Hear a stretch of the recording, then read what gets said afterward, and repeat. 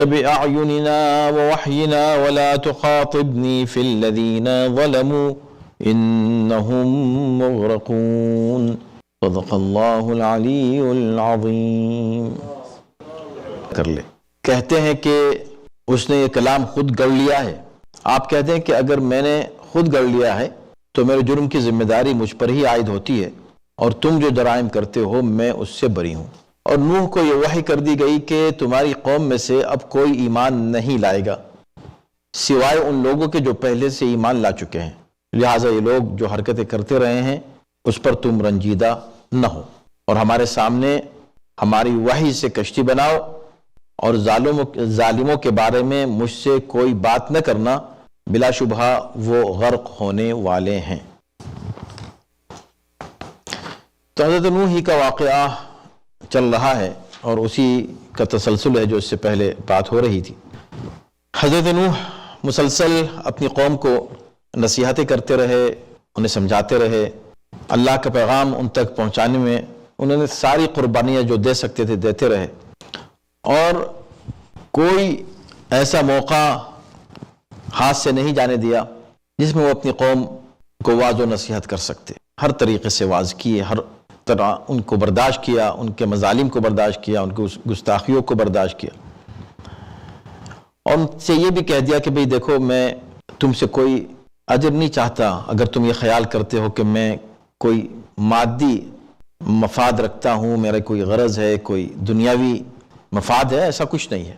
میں صرف اللہ کے لیے تمہیں راہ راست کی طرف بلا رہا ہوں، تم میری بات سن لو۔ لیکن قوم جو تھی وہ حضرت نوح سے دور رہی، اور اس نے نہ صرف یہ کہ حضرت نوح کی بات نہیں سنی بلکہ گستاخیوں میں اور ان کے اضافہ ہوتا گیا، سرکشی میں ان کی اور اضافہ ہوتا گیا، یہاں تک کہ اب انہوں نے نوح سے کہنا شروع کیا کہ یا نوح قد جادلتنا، آپ بہت زیادہ بحث و مباحثے میں پڑ گئے، بہت زیادہ آپ جھگڑے میں اور بحث میں اور تکرار میں ہم سے مستقل لگے رہتے ہیں، فاکثرت جدا، اور بہت ہی زیادہ کرتے ہیں، فاتنا بما تعدنا ان کنت من الصادقین، یعنی بجائے اس کے کہ حضرت نوح ان سے کہیں کہ بھئی میں جو تم کو پیغام دے رہا ہوں اس کو تم نہیں مان رہے ہو، اس میں تم مجھ سے بحث کرتے ہو، اس میں تم مجھ سے ضد کرتے ہو، نہیں، وہ کہہ رہے ہیں کہ اے نوح آپ بڑی ضد کی باتیں کرتے ہیں، آپ بہت ہی بحث و جدال ہم سے کرتے رہتے ہیں ہر وقت، لہٰذا اب بس ہم تھک گئے ہیں، اب آپ کو جو کرنا ہو کریں۔ عموماً یہ بات کس کو کہنی چاہیے؟ اس کو کہ جو خود کو حق پہ سمجھ رہا ہے، جانتا ہے کہ وہ حق پر ہے، یقین ہے اس کو، اور اللہ کی طرف سے ان کو سپورٹ بھی ہے، ان کو کہنا چاہیے کہ اب چلو جاؤ، اگر تم نہیں مانتے تو ہم تم کو بتاتے ہیں۔ اس کے بجائے وہ یہ کہہ رہے ہیں کہ اے نوح تم بہت چلو، وہ جو آپ جس کا ذکر کرتے رہتے ہیں، جس عذاب کا، لے آئیں وہ عذاب۔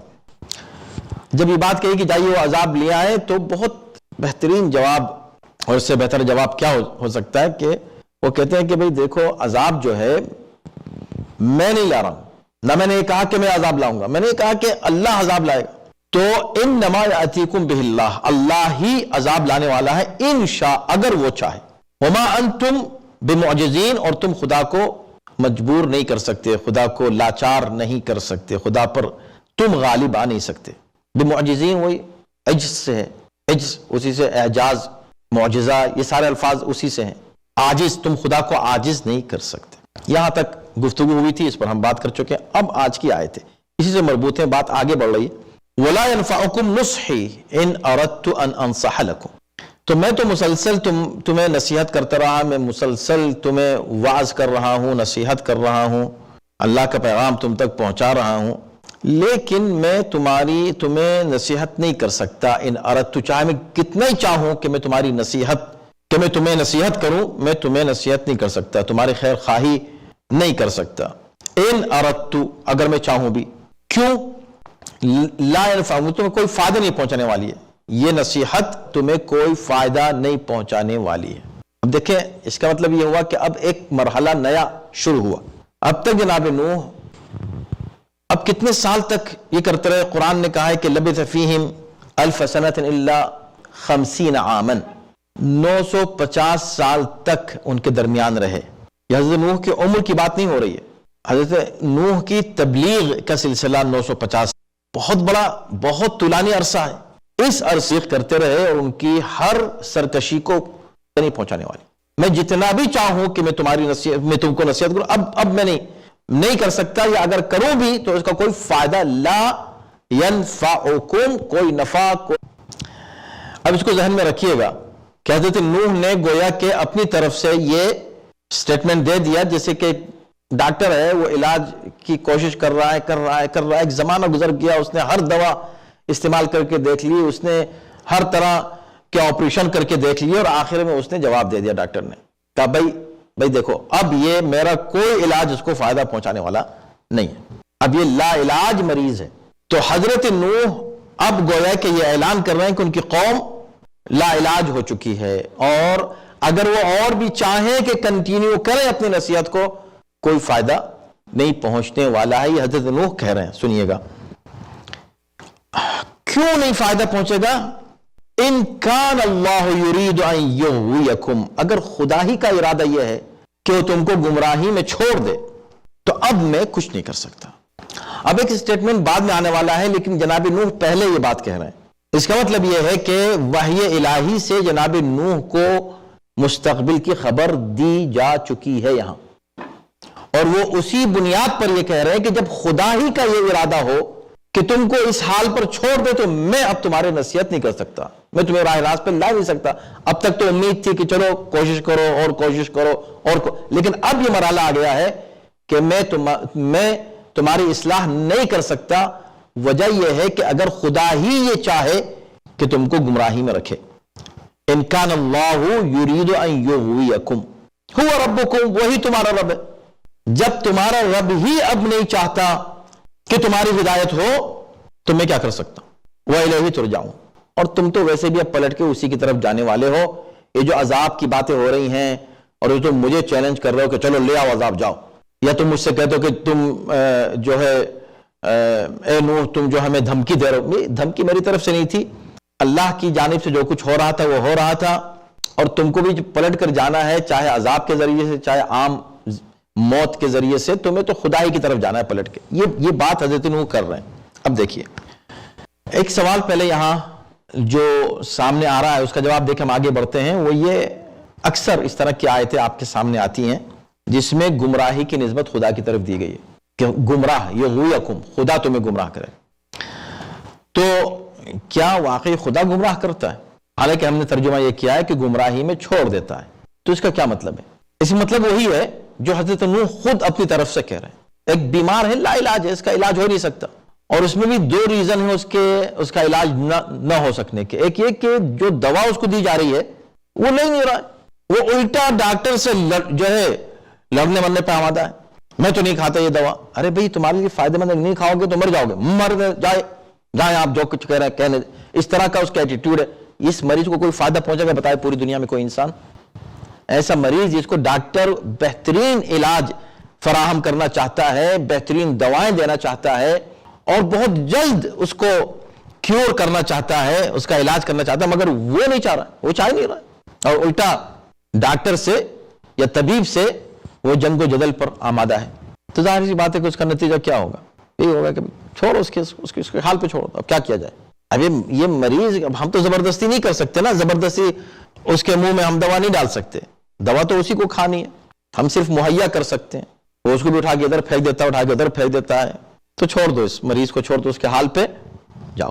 اس کو کہتے ہیں کہ خدا گمراہ کرتا ہے. یہ جب اس طرح کے الفاظ استعمال کرتا ہے قرآن تو اس کا مطلب یہ ہے کہ خدا اس کو اس کے حال پہ چھوڑ دیتا ہے, وہ سننے کو تیار نہیں ہے. اللہ نے سارے انتظامات کیے اور اس کی ہدایت کے, وہ ہدایت قبول کرنے کو کسی قیمت پر آمادہ نہیں ہے. اللہ نے جو ہادی بھیجے, اللہ نے کتابیں بھیجی, اللہ نے ہدایت کے بہت سے انتظام کیے, وہ کسی بھی پیغام ہدایت کو قبول کرنے کو تیار و آمادہ نہیں, بلکہ سرکشی اس کی بڑھتی جا رہی. تو خدا کہتا ہے جاؤ کر لو اپنا کام, ہم کیا کریں. اب یہ بات نوح کہہ رہے ہیں, بیچ میں ایک اور بات آ جاتی ہے. یہ ایک آیت ختم ہوئی, درمیان میں ایک اور بات آئی. ام یقولون افترا, اب یہ لوگ کیا یہ کہتے ہیں کہ یہ اپنی طرف سے لے آئے پیغام, یہ کلام, یہ بات اپنی طرف سے لے آئے. تو آپ یہ کہہ دیں کہ قل ان افتریتہ فعلی اجرامی, اگر یہ میں اپنی طرف سے لایا ہوں تو ایک جرم ہے. انسان کوئی کلام خود بنا کر اور خدا کی طرف منسوب کر دے، یہ جرم ہے۔ اگر یہ میں اپنی طرف سے لایا ہوں تو یہ جرم ظاہر ہے کہ میرا جرم ہے، اور اس کا جو نتیجہ ہوگا وہ مجھے کو بھگتنا پڑے گا اور برداشت کرنا پڑے گا۔ علیہ اجرام، اس کا تم سے تو کوئی تعلق نہیں ہوگا نا، مجھ سے تعلق ہے۔ لیکن اس کو یاد رکھو کہ وَأَنَا بَرِيءٌ مِّمَّا تُجْرِمُونَ، اگر تم اس کو جرم سمجھ رہے ہو، یہ کلام جو میں پیش کر رہا ہوں تمہارے سامنے، اس کو تم جرم سمجھ رہے ہو۔ کیوں جرم سمجھ رہے ہو؟ اس لیے کہ تم کہہ رہے ہو کہ اپنی طرف سے میں لے آیا، یہ جرم ہے، تو چلو یہ تو میرا جرم ہوا، اس کا میں ذمہ دار ہوں اس جرم کا۔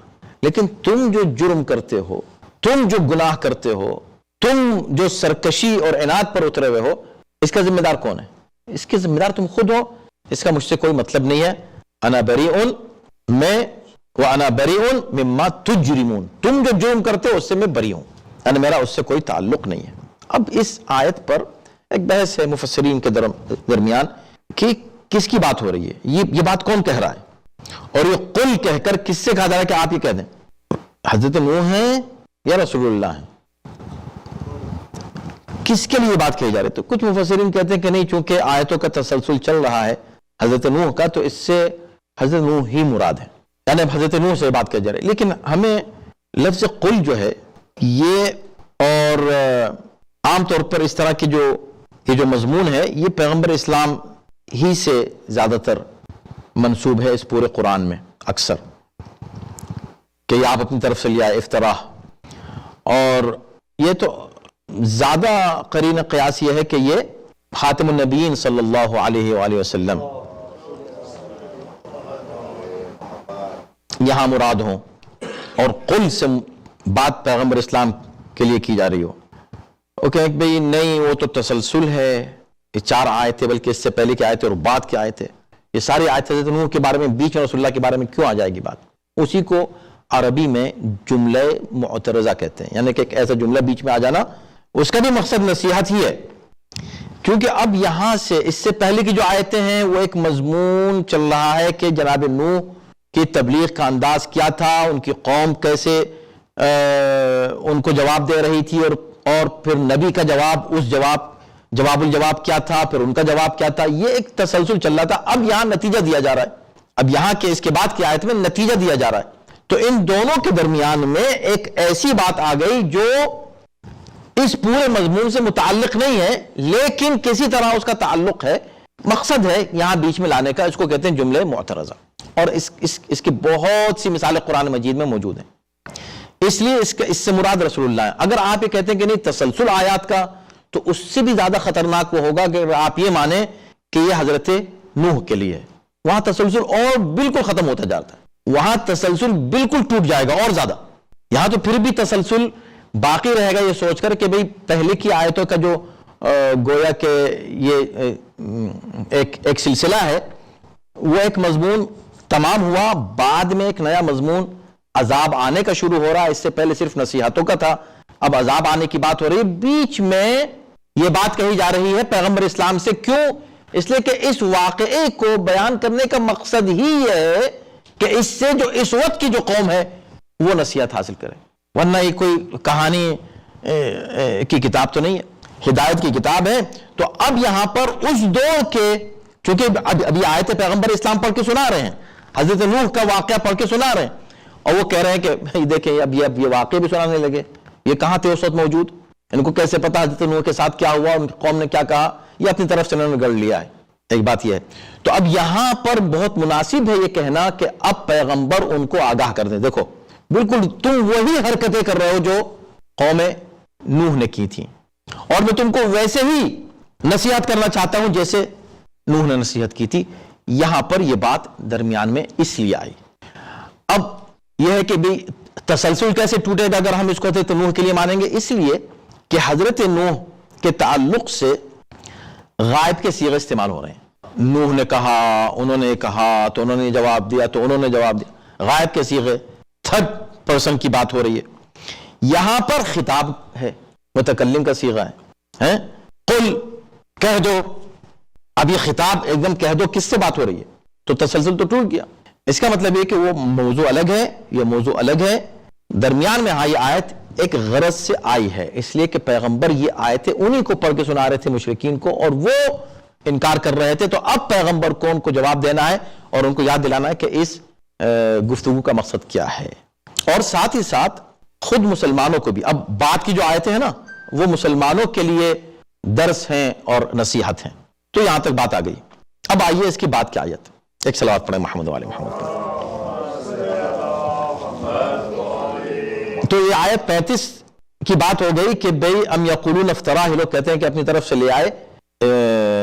تو آپ یہ کہہ دیں، تو آپ یہ کہہ دیں، کون کہہ دیں؟ رسول اللہ کہہ دیں.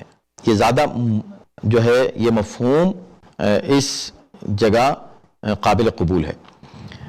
فعلی اجرامی، چلو اگر تم نہیں مان، لیکن تم جو جرم کر رہے ہو اس کا مجھ سے کوئی تعلق نہیں ہے. اب پھر دوبارہ اب بات ہوتی ہے وہ اوحی الی نوح. اب دیکھیں قل کے بعد وہ اوحی الی نوح نہیں آ سکتا نا.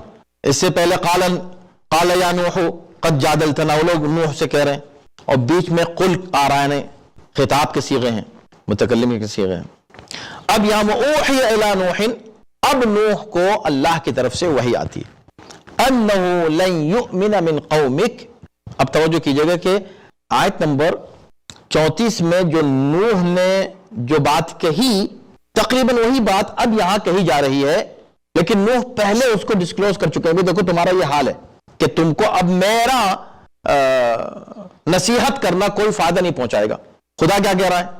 خدا یہ کہہ رہا ہے کہ ہم نے نوح پر یہ وحی نازل کی کہ لن یؤمن من قومک، اب تمہاری قوم کا کوئی بھی فرد ایمان لانے والا نہیں ہے.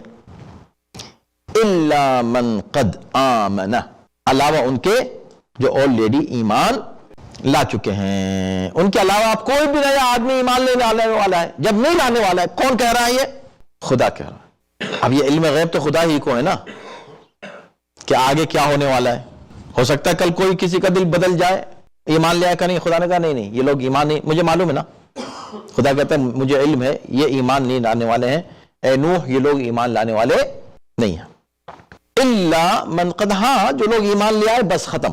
یعنی تمہاری یہ سینکڑوں سال کی محنتوں کا نتیجہ یہ ہے کہ یہی چند افراد جو ایمان لے آئے بس یہ ایمان لے آئے. اب آگے کوئی بھی ایمان لانے والا نہیں ہے.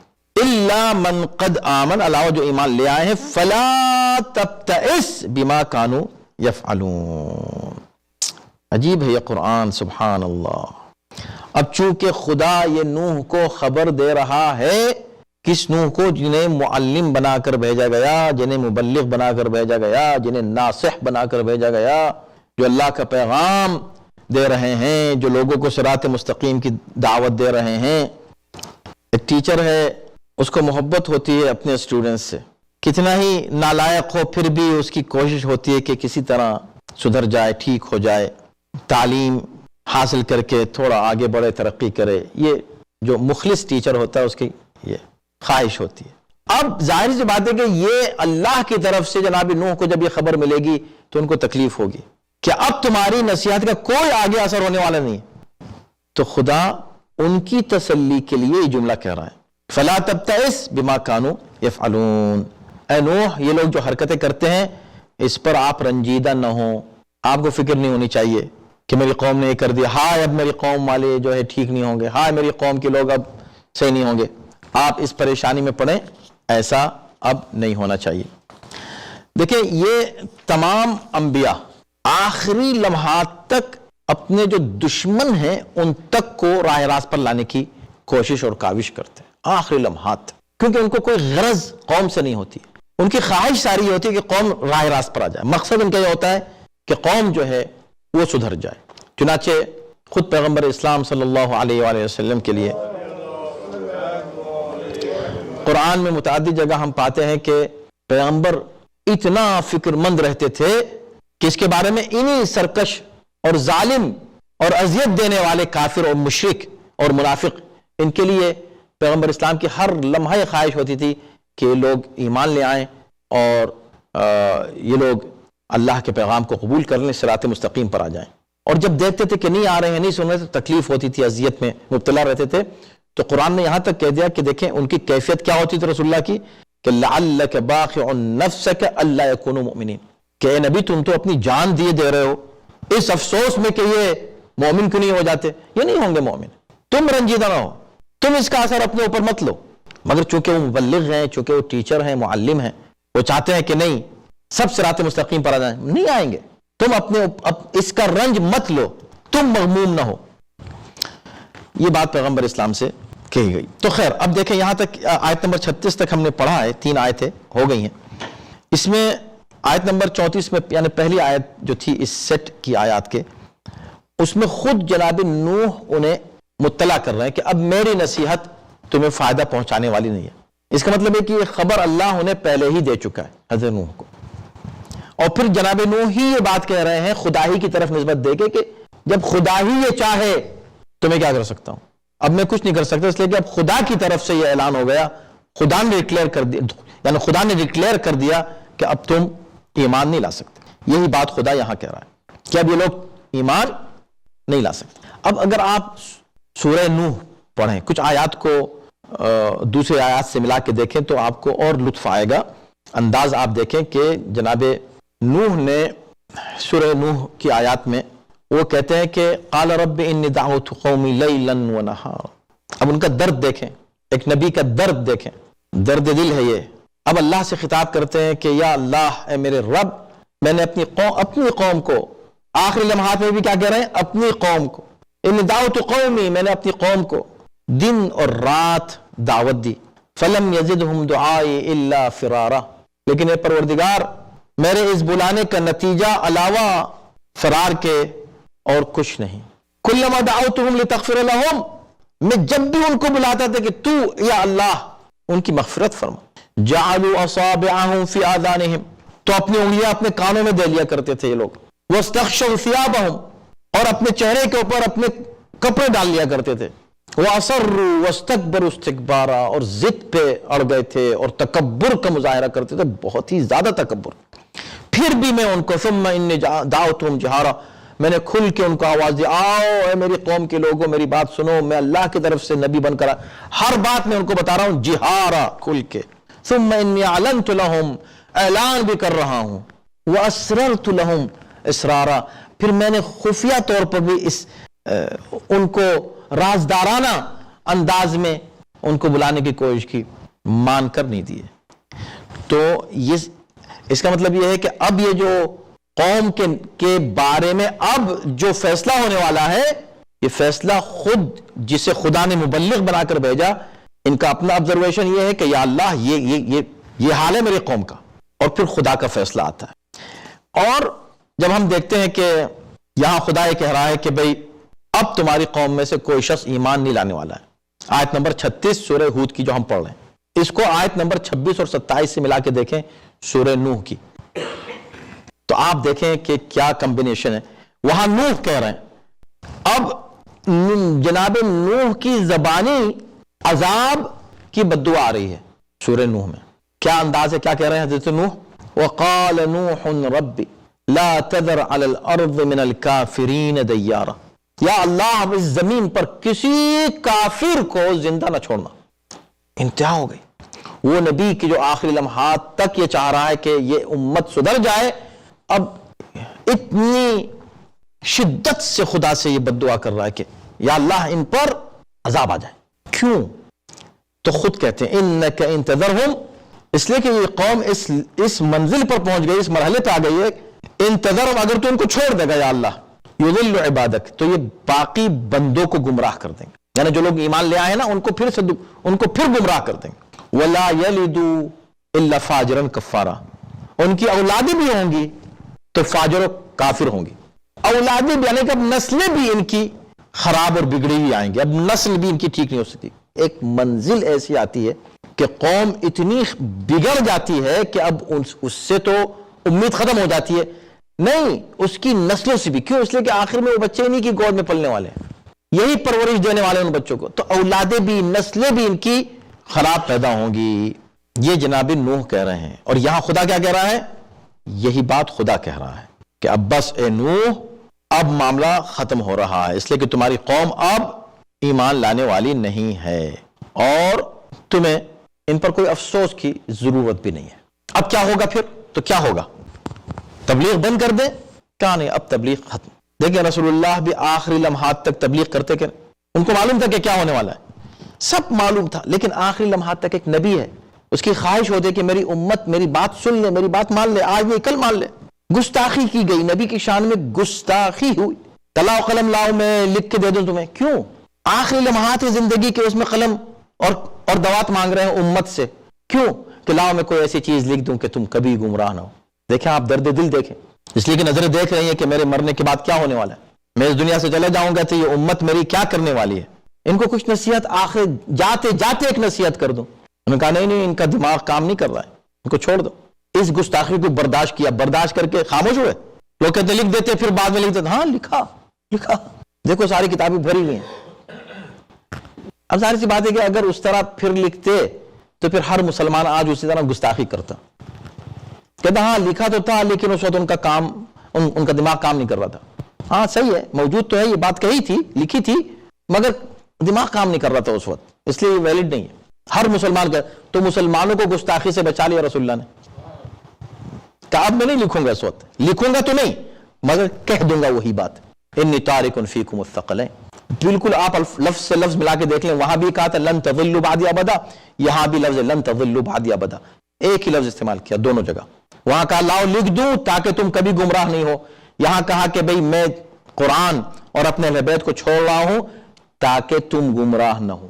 تو آپ کہہ رہے ہیں لکھا نہیں، عربی لکھا نہیں، کہہ تو دیا، لکھا اس لیے نہیں کہ تاکہ آپ کو بچا لے، ورنہ آپ کہہ دیتے آج آپ وہی گستاخی کرتے، آج کم سے کم آپ محفوظ ہیں اس گستاخی سے اور اس عذاب سے جو اللہ کا آ سکتا تھا یہ کہنے پر کہ نبی کا دماغ کام نہیں کر رہا ہے۔ تو یہ رحمت پروردگار بھی ہے، رحمت رسول کائنات بھی، چونکہ وہ رحمت مجسم ہے۔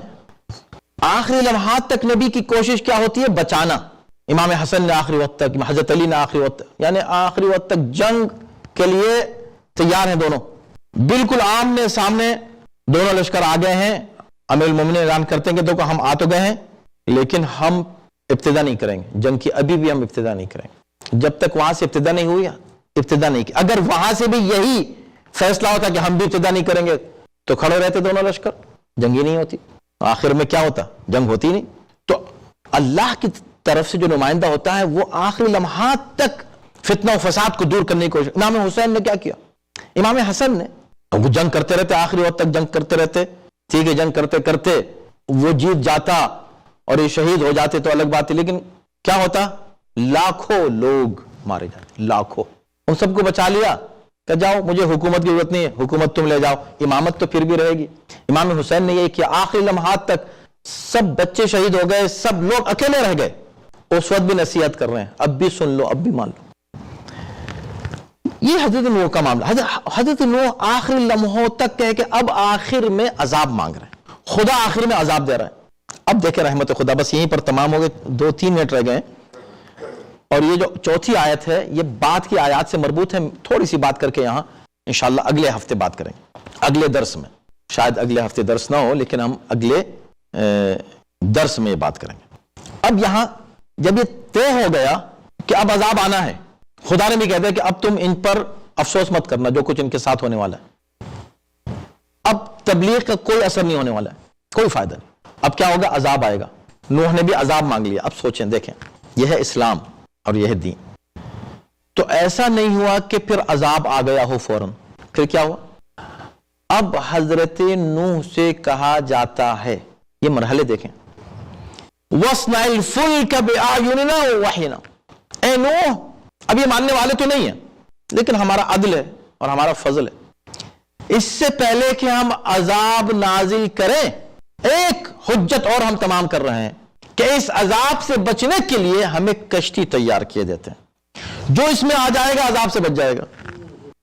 تو اب تم اے نوح کشتی بنانا شروع کر دو۔ وَاصْنَعِ الْفُلْكَ بِأَعْيُنِنَا، کمال خدا کی قسم، یہ قرآن ہے میرے بھائی۔ آپ دیکھیں کہ وہ نبی جو سینکڑوں سال، حضرت نوح سینکڑوں سال تک زبان سے تبلیغ کرتا رہا، لوگوں کو حق کی طرف، صراط مستقیم کی طرف، اللہ کی طرف بلاتا رہا، زبان سے، آ جاؤ بچ جاؤ گے، آ جاؤ بچ جاؤ گے عذاب سے، آ جاؤ بچ جاؤ گے۔ اب وہ صرف اب زبان سے نہیں، اب وہ عملاً نجات کا سامان فراہم کر رہا ہے اور پریکٹیکل ان کے سامنے نجات کا سامان مہیا کر رہا ہے۔ کیا؟ کشتی بنا رہا ہے۔ اذان محترم अजीब बात है ये کہ ایک کشتی بھی فوراً تیار نہیں ہوئی, ایک رات میں تیار نہیں ہوئی. ہو سکتی تھی کہ نہیں؟ جب خدا کہہ رہا وَاصْنَعِ الْفُلْكَ بِأَعْيُنِنَا وَوَحْيِنَا, ہماری وحی سے بناؤ, ہماری نگاہوں کے سامنے بناؤ, تو بن جاتی, 1 گھنٹے میں بن جاتی, 1 منٹ میں بن جاتی. اسی قرآن میں خدا کہہ رہا ہے کہ اتنی دور سے علم من الکتاب, کتاب کا تھوڑا سا علم جس کے پاس تھا, وہ تخت بلقیس سامنے بالکل پلک جھپکتے میں لے آتا ہے. جب ایسا ہو سکتا تو پلک جھپکتے میں کیا خدا کشتی نہیں بنا سکتا تھا؟ بن سکتے تھے نہیں؟ بتائیے, سوچیں. اس میں بھی کہتے ہیں سال لگے, اتنے کی بات کی آیتیں انشاءاللہ آپ سنیں گے کہ کیسے مذاق اڑاتے تھے حضرت نوح کا. کہاں, ہاں یہ موقع ہم نے دیا کہ تم مذاق اڑاؤ, یہ ہم نے تم کو موقع دیا ہے. اس موقع میں تم چاہے مذاق اڑا لو, چاہے تم میں ہوش آ جائے, یہ تمہارے اوپر ہے. ایک موقع تم کو ہم اور دے رہے ہیں, ورنہ کشتی تو 1 رات میں تیار ہو جاتی, بات ختم ہو جاتی. کہ نہیں, کشتی بناؤ آرام سے تاکہ دیکھیں کشتی بن رہی ہے. اور کشتی اس لیے بناؤ کہ آخر میں قوم تو تمہاری ہے نا, بندے تو میرے ہی ہیں, تو ہم ان کو ابھی بھی بچانا چاہتے ہیں. ہم نہیں چاہتے کہ یہ ڈوب جائیں, ہم ان کو محفوظ رکھنا چاہتے ہیں, ان کے لیے کشتی نجات بنا رہے ہیں. مگر ایک بات کہہ دی خدا نے اس وقت حضرت نوح سے, وَلَا تُخَاطِبْنِ فِي الَّذِينَ ظَلَمُوا, اے نوح یاد رکھو کشتی تم بناؤ, ہماری نگاہوں کے سامنے بناؤ, ہماری وحی سے بناؤ, اور یاد رکھنا جو لوگ غرق ہونے والے ہیں نا, جو غرق ہونے والے ہیں, ان کے بارے میں ہم سے کوئی بات مت کرنا. یعنی یہ ہم سے مت کہنا کہ یا اللہ اس غرق ہونے والے کو بچا لے. عجیب بات ہے. کیوں کہا؟ اب کشتی کے بعد جب ہم کشتی مہیا کر دیں, اب جو اس سے بھی روگردانی کرے, اب بات بالکل ختم ہو گئی. اب یہاں اتمام حجت ہو چکا, اب اس کا آگے کچھ نہیں. ابھی تک عذاب نہیں آیا ہے, وہ خود چیلنج کر رہے ہیں, لاؤ لاؤ عذاب کہاں ہے, اس کو فوراً نہیں دے رہے. لیکن اب جب کشتی پہ کوئی نہیں آئے گا, جب کشتی بن جائے گی, کشتی پہ اب جب کوئی نہیں آئے گا نا, اے نوح اب مت ہم سے کہنا کہ اس کو بچا لو.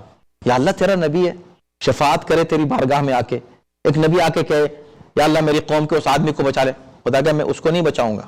نبی بھی کہہ دے, نبی بھی کہہ دے, یہ تو نوح ہے, خاتم النبیین بھی کہہ دیں کہ تو نہیں بچائیں گے. بھئی وہ اس سے پہلے ہم وہ آیتیں پڑھ چکے ہیں آپ کے سامنے, اور اس سورہ منافقون میں پڑھ لیں, استغفرت لهم ام لم تستغفر لهم لن یغفر اللہ لهم. اے نبی آپ چاہے منافقین کے لیے استغفار کریں یا نہیں کریں, ہم ان کو بخشنے والے نہیں ہیں. وہ خدا جو نبی کے لیے کہتا ہے کہ جب ان کے پاس آ جائے کوئی بھی اور آ کر یہاں استغفار کرے تو اللہ اس کو بخش دے گا, سورہ نساء میں یہ کہہ رہا ہے. اور پھر نبی کو رحمت للعالمین قرار دیا ہے, نبی کو وسیلہ بنایا ہے, جو نبی کے ذریعے سے کچھ مانگ لے اللہ اس کو عطا کر دیتا ہے. یہاں خدا کہہ رہا ہے اے نبی تم بھی کہو گے نا ہم ان منافقین کو معاف نہیں کریں گے. کیوں کہا؟ اس لیے کہ یہ منافق ہیں. کافروں کے لیے نہیں کہا, مشرکین کے لیے نہیں کہا, منافقین کے لیے کہا کہ منافق اگر تم ان کے لیے کہو گے کوئی اللہ معاف کر دے تو میں معاف نہیں کروں گا. کیوں یا اللہ؟ کہا بالکل وہی بات ہے جو میں نے نوح سے کہی تھی, وہی میں اپنے نبی سے کہہ رہا ہوں.